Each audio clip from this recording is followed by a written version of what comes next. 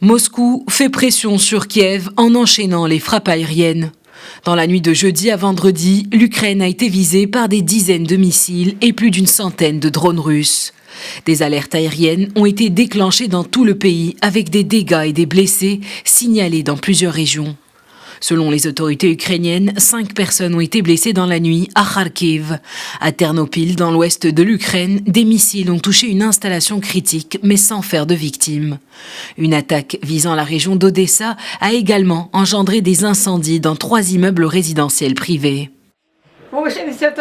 Je ne sais pas quoi faire à présent. J'ai 81 ans et j'aurais pu être tué dans cette attaque à laquelle j'ai échappé.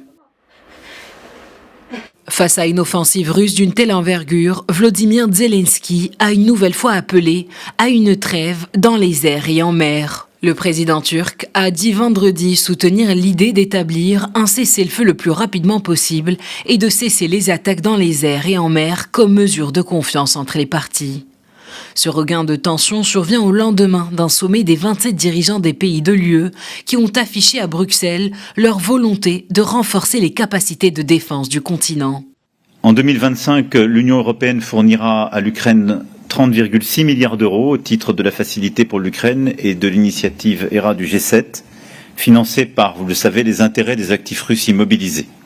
Et nous avons confirmé la disponibilité des Européens à accroître en urgence notre soutien militaire à l'Ukraine et à répondre à ses besoins les plus pressants en matériel. Le désengagement militaire américain a poussé les dirigeants européens à repenser leur stratégie de défense. Au terme de leur sommet à Bruxelles, les leaders du vieux continent ont donné leur feu vert au plan de la Commission européenne baptisé « Réarmer l'Europe ». Ce plan devrait mobiliser plus de 800 milliards d'euros pour répondre à la nécessité d'accroître substantiellement les dépenses européennes en matière de défense.